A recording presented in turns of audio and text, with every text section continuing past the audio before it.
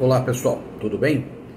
Nós vamos ver um capítulo que na verdade, no modo imaginado pelo legislador processual, ele é um capítulo anterior ao capítulo em que se estudam os recursos em espécie, como nós fizemos. Acontece que eu entendo que não há como a gente entender a ordem dos processos, dos recursos dentro de um tribunal, se a gente antes estudar a própria mecânica dos recursos. Então agora que a gente já estudou os recursos em espécie, nós vamos voltar lá no 929, porque é um capítulo muito importante que é bem prático da ordem do processo no tribunal, fundamentalmente da ordem dos recursos no tribunal, né? Óbvio que quando ele fala dos processos é que ele está imaginando também a figura dos processos de competência originária, ou seja, aqueles processos em que o tribunal é o competente para conhecer em primeiro lugar do processo, como se fosse a própria primeira instância. Como nós estamos falando de recursos, a gente pode trocar perfeitamente por ordem dos recursos nos tribunais. O artigo 929 diz que toda vez que um recurso chega enviado pela primeira instância, ou no caso dos tribunais superiores enviados pela segunda instância, ele sofre um processo de registro ou de distribuição. Portanto, a gente vai ter uma distribuição muito nos moldes do que acontece na própria primeira instância, em que o recurso chega, como há dezenas de desembargadores, às vezes centenas, é preciso que o processo seja encaminhado para um determinado colegiado, de acordo com a matéria, com a sua competência, e então, dentro desse colegiado, que seja nomeado para ele um relator. Então o processo chega no tribunal, ele é registrado, distribuído, e essa distribuição vai ser importante, porque a partir desse ato, todos os outros recursos que eventualmente existam nesse processo serão necessariamente vinculados a esse relator. É o que a gente chama de prevenção. Portanto, o desembargador que conhece primeiro de um recurso, ele fica prevento para todos os outros recursos. Um exemplo, se eu entrei com agravo contra uma tutela provisória aqui em Santos e caiu para o desembargador A, quando a gente chegar em fase de recurso de apelação, ele também será encaminhado a esse relator A, porque ele se torna prevento em relação àquele processo. No artigo 930, nós temos 3 princípios fundamentais. Toda a distribuição do processo será feita de acordo com alternatividade, ou seja, não se distribuirá seguidamente 2 processos para o mesmo relator. Haverá uma alternatividade. Haverá também um sorteio eletrônico, ou seja, não há possibilidade de que haja destinação específica de um recurso para um desembargador, o sorteio é eletrônico, e também a publicidade, ou seja, esse mecanismo de distribuição tem que ser publicizado. Inclusive a OAB em correições, ele tem o direito, a OAB como instituição que fiscaliza também a atividade vinculada ao Poder Judiciário, a OAB tem a possibilidade de participar dos sorteios diariamente ou quando for de seu interesse. No artigo 931 está escrito que tão logo o processo, o recurso seja distribuído, ele será encaminhado ao relator. No 932 estão as medidas que cabem ao relator. Então, basicamente, o que o relator faz? Ora, ele preside o recurso, ele dirige o recurso, é com ele que as partes dialogarão, né? Durante requerimentos, pedidos de tutela serão feitos ao relator, eventualmente pedido de efeito suspensivo. Ele também monocraticamente pode não conhecer por ausência de pressupostos de admissibilidade, quando o recurso for absolutamente inadmissível, já tiver prejudicado ou eventualmente que não tenha sido impugnado o fundamento da decisão. Também ele pode monocraticamente negar provimento, como se fosse a turma julgadora, mas fazê-lo sozinho, quando houver uma contrariedade entre o recurso e os precedentes vinculantes, ou seja, quando o recurso pretender mudar uma decisão que está de acordo com precedentes que ele tem que seguir, ele nem encaminha para a turma, para o colegiado, ele pode fazer monocraticamente essa negativa de provimento. Portanto, ele nega imediatamente provimento. No 933, há uma expectativa de que se acontecer algum fato superveniente, portanto, depois que o recurso é interposto, acontecer algum fato posterior que intervenha eventualmente no julgamento, ou matérias que devam ser conhecidas de ofício, mas sempre sob a manifestação pelo princípio do contraditório se dá o direito às partes de se manifestarem sobre essas questões de ofício, o juiz então, havendo esses fatos novos ou algum elemento que ele deva conhecer de ofício, ele deve intimar as partes para se manifestarem sobre esses fatos.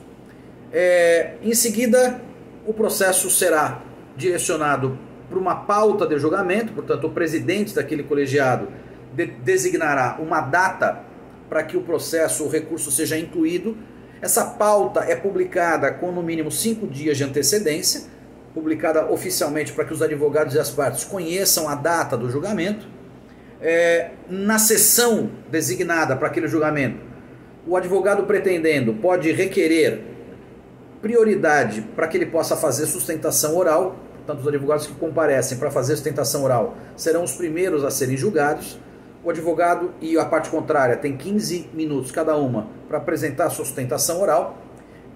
Terminadas as sustentações orais, serão julgados os processos que têm preferência solicitada pelo advogado, que embora não queira fazer a sustentação oral, está lá para julgar, para assistir o julgamento, então também tem prioridade. E depois serão todos os outros, especialmente aqueles que já tiveram início numa sessão anterior e falta apenas completar. Esses também, então, serão na ordem o terceiro tipo de recurso a ser julgado. Portanto, na sessão de julgamento, o presidente abre a sessão, chama um recurso, dá voz ao relator, o relator promove o relatório do processo, dá-se a palavra para os advogados fazerem sustentação oral. Terminadas as sustentações orais, volta a palavra para o relator, ele apresenta seu voto, o presidente depois entrega a palavra para todos os outros desembargadores que votarão, ministros, né, os membros do colegiado, e portanto nós teremos um resultado de julgamento. Se porventura tiver alguma preliminar, as preliminares são sempre analisadas antes do mérito.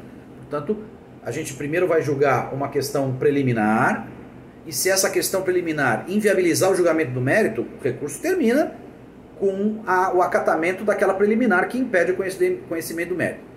Se a preliminar for rejeitada ou não atrapalhar o mérito, a gente segue para o julgamento de mérito. O relator vota, a sustentação oral, volta a palavra para o relator, né? Ele vota, ele faz o relatório, sustentação oral, retorna para o relator, ele vota, depois abre-se para todos os outros julgadores, todos apresentam o voto, portanto a gente tem então o voto do colegiado, o presidente do colegiado, ele declara o resultado do julgamento, né? Ele proclama o resultado do julgamento e indica para redigir o acórdão. Se o relator for vencedor, ele próprio será o redator do acórdão. Se porventura o relator for vencido, o acórdão será redigido pelo primeiro julgador depois dele, aquele que em primeiro lugar deu o voto que se tornou o voto predominante. O 942 tem algo muito importante. O 942 fala de uma chamada técnica de julgamento por maioria. O que é isso? Quando o resultado do julgamento for por maioria de votos, 2-1, o resultado não é proclamado. Quando há um resultado então que não é unânime, ao invés de proclamar o resultado, suspende-se o julgamento, chama-se mais desembargadores para o caso. Portanto, vamos imaginar uma situação normal de apelação. 3 desembargadores, a turma tem 5, mas 3 votam. Deu 2-1. O julgamento não termina. O que o presidente faz? Convoca os outros 2. Ou seja, na próxima sessão, o recurso volta a ser julgado não mais pelos 3, e sim por 5. Ou seja, já há 3 votos, são chamados 2, para que a gente tenha uma maior certeza sobre esse julgamento.